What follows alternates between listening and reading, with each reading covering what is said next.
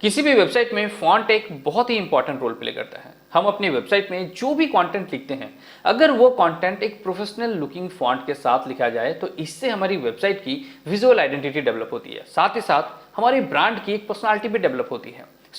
इस वीडियो में हम सीखने वाले हैं कि कैसे हम अपने वर्डप्रेस वेबसाइट में गूगल फॉन्ट का यूज कर सकते हैं और जो भी कंटेंट हम अपने वर्डप्रेस वेबसाइट में लिखेंगे उसे एक अच्छे से प्रोफेशनल लुकिंग फॉन्ट के साथ लिख सकते हैं। नमस्कार दोस्तों, मैं हूं अरूप, स्वागत करता हूं आपका अरूप टेक ब्लॉग्स के आज के इस वीडियो में। तो चलिए दोस्तों, वीडियो में आगे बढ़ते हैं। उससे पहले अगर आप इस चैनल पे नए आए हैं तो चैनल को सब्सक्राइब करके बेल आइकन को दबा लें ताकि इस तरह की इन्फॉर्मेटिव कंटेंट आपको हमेशा मिलती रहे।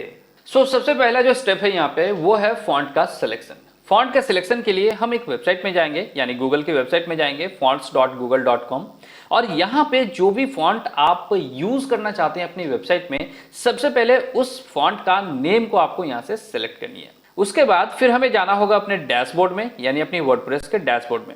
वर्डप्रेस के डैशबोर्ड में आने के बाद यहाँ पर हमें जाना है अपीयरेंस में, देन यहाँ से हमें सिलेक्ट करनी है कस्टमाइज। यहाँ पर हमें एक ऑप्शन मिलेगी टाइपोग्राफी। देखिए, कुछ थीम में हो सकता है कि आपको टाइपोग्राफी ना मिले। अगर आपके थीम में टाइपोग्राफी का ऑप्शन नहीं है तो आप गूगल फॉन्ट को कैसे यूज कर सकते हैं, इसके बारे में हम बात नेक्स्ट वीडियो में करेंगे। आज फिलहाल इस वीडियो में हम देखने वाले हैं कि अगर आपके थीम में टाइपोग्राफी का ऑप्शन आ रहा है तो आप गूगल फॉन्ट को कैसे यूज कर सकते हैं। यहां पर क्या करेंगे, हम टाइपोग्राफी को सिलेक्ट करेंगे।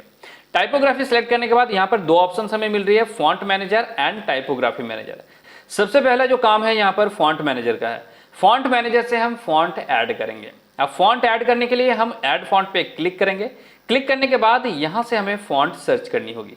फॉन्ट सर्च करने के लिए फॉन्ट का नेम हमें पता होना चाहिए। उसके लिए हम जाएंगे fonts.google.com और यहां से हम नेम को सिलेक्ट करेंगे।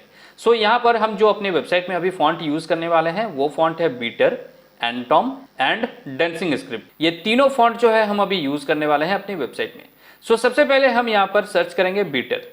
उसके लिए हम यहाँ से टाइप करेंगे बीटर। जैसे ही हम यहाँ पे सर्च करेंगे ये फॉन्ट यहाँ पर आ गई, इसे हम यहाँ से सेलेक्ट करेंगे, देन ऐड फॉन्ट पे क्लिक करेंगे। ऐड फॉन्ट पे क्लिक करते ही बीटर यहाँ पर ऐड हो गई। अब हम अपना सेकंड फॉन्ट यहाँ पे ऐड करेंगे जिसका नाम है एंटोम।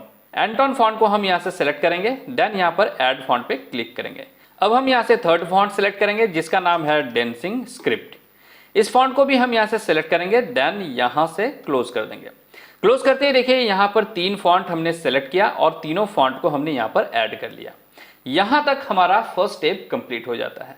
सेकंड स्टेप में अब इन फॉन्ट को हम अपनी वेबसाइट में कहां यूज करेंगे उसे हम टाइपोग्राफी मैनेजर में सेलेक्ट करेंगे। हम यहाँ पे क्या करते हैं, सबसे पहले ब्लॉग वाले पेज को यहाँ पर ओपन कर लेते हैं, सो दैट ब्लॉग वाले में आपका कंटेंट ज्यादा लिखा हुआ है तो आपको अच्छे से क्लियर होगा। ओके, हम किसी भी एक पोस्ट को यहाँ पर ओपन कर लेते हैं सो दैट आपको यहाँ पे कंटेंट अच्छे से दिखे और सारी चीजें क्लियर हो जाए। ओके, चलिए अब यहां से हम क्या करेंगे, टाइपोग्राफी मैनेजर में आएंगे और ऐड में क्लिक करेंगे। ऐड में क्लिक करने के बाद अब यहां पर हमें ऑप्शन मिलती है टारगेट एलिमेंट। अब यहां पे हमको एलिमेंट टारगेट करनी होगी कि कौन से एलिमेंट के लिए हम फॉन्ट यूज करने वाले हैं। यहां पर सर्च में जैसे ही हम आएंगे, सबसे पहले तो हम यहाँ पे बॉडी एलिमेंट को यूज करेंगे। बॉडी में जो फॉन्ट हम यूज करने वाले हैं वो फॉन्ट कौन सा होगा। हम यहाँ पे यूज करेंगे बॉडी में डेंसिंग स्क्रिप्ट। हम यहाँ से फॉन्ट फैमिली में आएंगे और फॉन्ट फैमिली से डेंसिंग स्क्रिप्ट को सिलेक्ट करेंगे। जैसे ही हम डेंसिंग स्क्रिप्ट सिलेक्ट करेंगे, देखिए बॉडी में जितने भी एलिमेंट्स है, सारा एलिमेंट्स जो है वो डेंसिंग स्क्रिप्ट में कन्वर्ट हो गई। बट हमें सारे को डेंसिंग स्क्रिप्ट में कन्वर्ट नहीं करनी है, हमें हेडिंग के लिए अलग रखनी है। अब हम यहाँ पे और एक टाइपोग्राफी ऐड करेंगे। उसके लिए हम जाएंगे ऐड टाइपोग्राफी में। अब हम यहाँ से हेडिंग सिलेक्ट करेंगे।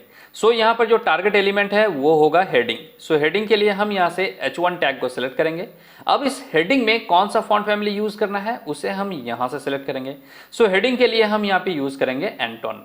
एंटोन जो फॉन्ट फैमिली है वो हेडिंग के लिए यूज होगा। जैसे हमने एंटोन सेलेक्ट किया, देखिए हमारा हेडिंग यहाँ पर चेंज हो गई। अब हम चाहते हैं कि हमारा वेबसाइट का जो प्राइमरी मेनू है, प्राइमरी मेनू के लिए कोई एक अलग से फॉन्ट को हम यूज करना चाहते हैं।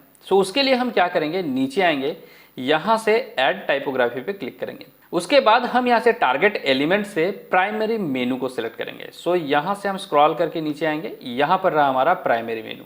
प्राइमरी मेनू को हम सिलेक्ट करेंगे। उसके बाद हम यहां से फॉन्ट फैमिली से फॉन्ट सेलेक्ट करेंगे।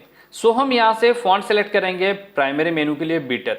जैसे ही हम यहां से बीटर फॉन्ट को सिलेक्ट करेंगे, देखिए प्राइमरी मेनू जो है यहाँ का फॉन्ट चेंज हो गया। इस तरह से दोस्तों हम अपने वेबसाइट में सारे कंटेंट के लिए अलग अलग तरह से यहाँ पे टारगेट कर सकते हैं एलिमेंट को, और उसके लिए अलग अलग फॉन्ट को हम यहाँ से यूज कर सकते हैं। अब यहाँ से हम पब्लिश करेंगे। पब्लिश करने के बाद जाएंगे वापस हम अपने वेबसाइट में। वेबसाइट को यहाँ से हम रिफ्रेश करते हैं। सो यहाँ पर आप देख सकते हैं कि हमारा प्राइमरी मेनू जो है वो एक अलग फॉन्ट में है, हमारा हेडिंग एक अलग फॉन्ट में है, और जो भी कंटेंट है वो कंटेंट एक अलग फॉन्ट में है। सो इस तरह से दोस्तों हम अपनी वर्डप्रेस वेबसाइट में गूगल फॉन्ट का यूज कर सकते हैं। और अगर आपके थीम में टाइपोग्राफी का ऑप्शन नहीं आ रहा तो हम गूगल फॉन्ट को कैसे यूज कर सकते हैं, इसके बारे में बात हम नेक्स्ट वीडियो में करेंगे। सो नेक्स्ट वीडियो को देखना बिल्कुल ही ना भूलिए। तो बस दोस्तों फिलहाल आज के वीडियो में इतना ही। वीडियो को देखने के लिए बहुत बहुत धन्यवाद। आपको वीडियो कैसा लगा वीडियो को नीचे कमेंट करके मुझे जरूर बताएं। अगर वीडियो आपको पसंद आए तो इसे लाइक करें, शेयर करें। चैनल को दोस्तों अभी तक अगर सब्सक्राइब नहीं किया तो चैनल को भी सब्सक्राइब करके बेल आइकन को दबा लें। तो मिलते हैं दोस्तों सबसे अगले वीडियो में, तब तक bye bye and take care.